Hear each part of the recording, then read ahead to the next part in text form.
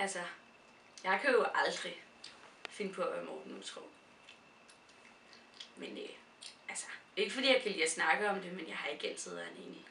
Ej, men altså, det sker jo på polit. Ja. Jeg har faktisk aldrig været en pige utro. Så noget er bare ikke lige mig. Men altså, min ekskæreste fra starten af studiet, hun så vist det, mens vi var sammen, men altså, det gjorde mig ikke så meget, fordi jeg vidste jo, at det var mig, hun var vild med. Jeg var jo vintertutor først. Bare sådan lige for at prøve det af, og så kunne jeg blive sommertutor bagefter. Og der kom jeg til at score en af mine russer. Sådan en rigtig sød fyr. Han var lidt for sød. Han var meget, meget sød. Men jeg ville bare så gerne prøve at score en på rusturen, og så... Men jeg kom måske til at være ham utro sådan et par gange. Ja, du var lidt rundt omkring, men altså... Det er også en god måde at lære folk at kende på sådan lidt interaktion, du ved, Musse. Altså, med min succes, så er det sådan... Så skal man en gang, man lige gøre sig umage for at holde damerne væk. Men det har altid lykkes. Men Stine har en enkelt gang. Ja, men der kan man sige, at vi var vel enige om det under de her omstændigheder. Ligesom. Ja. Ja, det gav ikke meget på mening. Ja, altså den første, jeg var ham utro med, det var ham her Christian. Sådan en rigtig smart karrieretype. Men han havde ikke tid til at komme til weekendseminarerne, og han kom aldrig til fredagsbarne, og så vidste pigerne jo ikke, hvem han var. Der var ikke nogen, der kendte ham. Det gik jo ikke. Jeg har søgt Heilmanns stipendie til Cornell, og af mærkelige årsager, så går det altså til en anden fyr. Mm. Og ham her fyren, han bliver altså straks draget af på grund af hans succes, og fordi det passer ret godt til mig med succes. Og så var der denne her karriereaften i Nationalbanken, hvor vi så endte med at være sammen efter. Ja, og det er jo ikke noget, jeg kan være sur over, fordi det er jo et eller andet sted min fejl, at jeg ikke får det her stipendie. Og jeg er jo, altså han er jo mere succesfuld end mig i det øjeblik.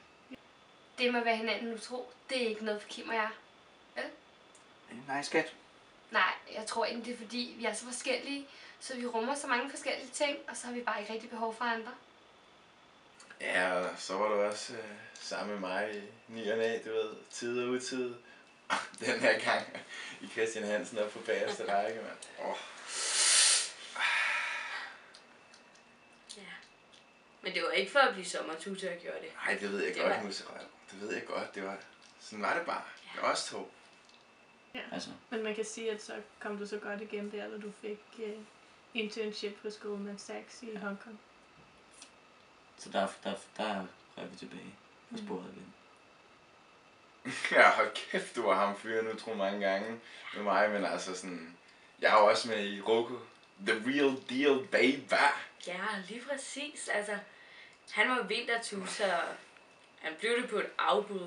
Jeg mener altså, hvem er sammen med en vintertutor? Så var Morten jo meget mere interessant med i Roku og så videre, ikke? Jeg kan huske, at jeg havde ansøgt om at blive sommertutor. Også fordi det var noget, som jeg kunne mærke, at Lise rigtig gerne ville have mig til at blive. Og så fik jeg så den her søde mail fra Roku om, at der havde været rigtig mange om budet, og jeg bestemt var egnet til at blive tutor. Det blev jeg selvfølgelig rigtig glad for. Men jeg var så ikke blevet valgt til at blive tutor. Det var træls, men man kan jo ikke vinde hver gang. Jeg vidste, det ikke havde noget med mig at gøre, eftersom de havde sagt, at jeg ville være god tutor ud fra den mail, de skrev. Og så ganske rigtigt, så ringede de 2 dage efter og sagde, at der ikke var nok vintertutorer, om jeg ikke havde lyst til det. Der blev jeg rigtig glad. Men så, da jeg kom hjem fra rusturen, så fandt jeg ud af, at Lise havde været sammen med Morten fra Roku, mens jeg havde været på rustur. Men det gør mig egentlig heller ikke så meget, for jeg synes virkelig, at jeg kan mærke, at det er ægte kærlighed, og deres følelser virkelig stikker dybt for hinanden, og det kun er derfor, de er sammen. Ja, og noget så ægte, det kan man jo ikke stå i vejen for.